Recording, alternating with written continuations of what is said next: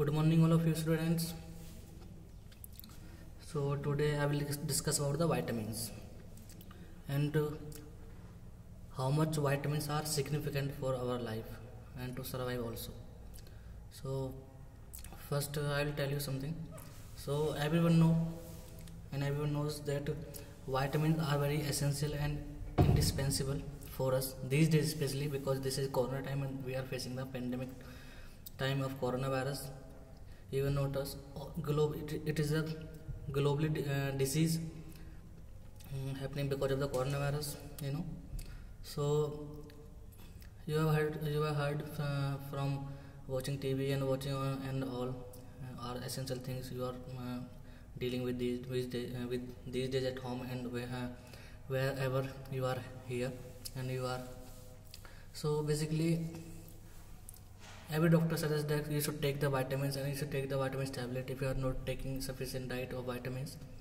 So especially for the women who are pregnant and who are on lactation basically, and for the girls who are on menses.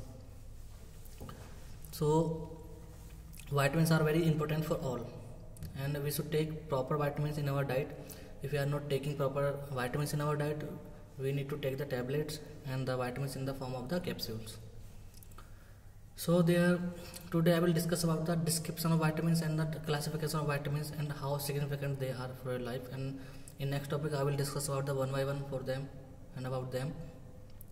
So like vitamins are very important and everyone eat in the diet, but we don't know how much vitamins we have to take and how the sources of vitamins and what is the RDA. RDA means recommended dietary allowance according to the scientists, according to the books, according to the doctors, that how much vitamins we should take every day and what is the sources of vitamins, what we should take in diet and what should we eat.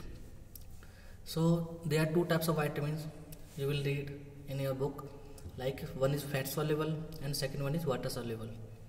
So fat soluble vitamins are vitamin A, vitamin D, vitamin E or vitamin K. Only 4 vitamins are the fat soluble. Rest all vitamins like vitamin C and vitamin B, and there are so many subgroups of vitamin B, like vitamin B1 thiamine, vitamin B2 riboflavin, vitamin B3 niacin, or vitamin B5, vitamin B6, vitamin B7 biotin, vitamin B9 folic acid, and vitamin B12 cyanocobalamin. So actually we call them subgroup of B or vitamin derivatives, or we can also B complex vitamins. So there if I'll talk about the fat soluble vitamins first. So fat soluble vitamins are not soluble in water. So if you eat the fat soluble vitamin, they can be stored in your liver, and liver is the storage organ for the all vitamins, only for the fat soluble vitamins, not for the water soluble. So suppose if you are eating vitamin A and any fat soluble vitamin, so it can be stored if you are eating in higher amount than the needed. So there is a question also, if suppose we are eating the vitamins in more amount and then the recommended, so what will happen? It can be toxigenic also, it can be dangerous if we are eating the vitamin in excess amount, because they are not soluble in water, they can dissolve only in fat or fatty things. So there is only one complication of excess to eat excess fat soluble vitamin, that because they are storing in the liver, so they can cause the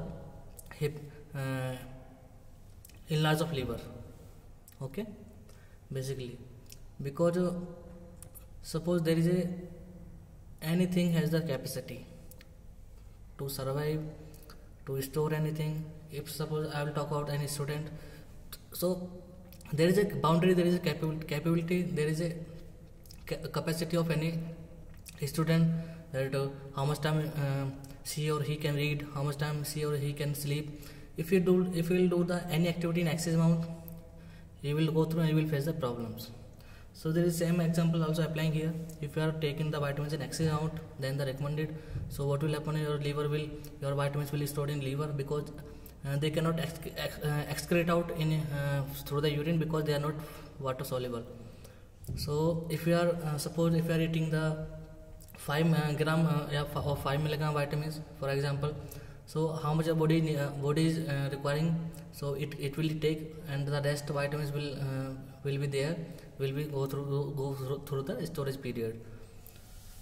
So you should know that how much and how quantity you should take every day, otherwise you will face the problems of liver, and liver can be enlarged, and if liver will be enlarged, many function of the liver will be disturbed, and because there are so many enzymes also stored in liver. So if liver is affected, suppose so there is so all function who excreted by the liver, who is showing by the liver, will be affected of obvious. This is unquestionable question. So if we want to maintain proper diet, you are maintaining a proper diet, proper vitamins, it will be beneficial for us. But if we are taking in excess amount, especially fat soluble vitamins, it can be dangerous for us. So because there is a concept behind it, because they are not water soluble vitamins, they are fat soluble, so they cannot be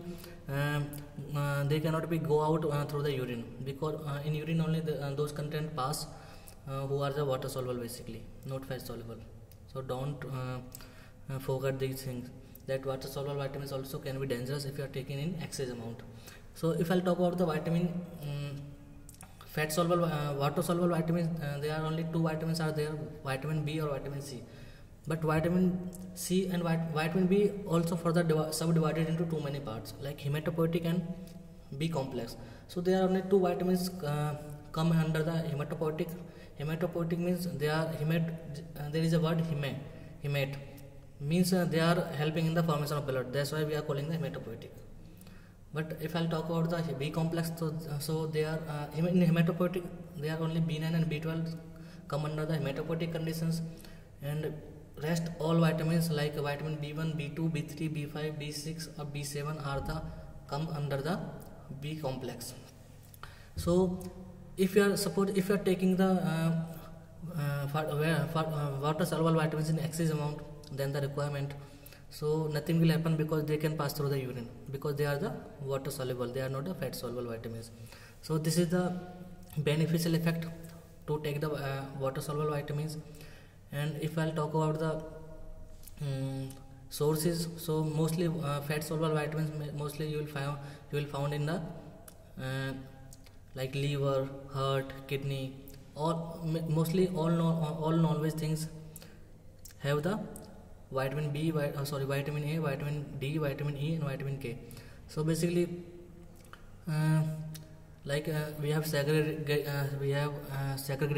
the foods in three categories, like non-veg, veg, and vegan.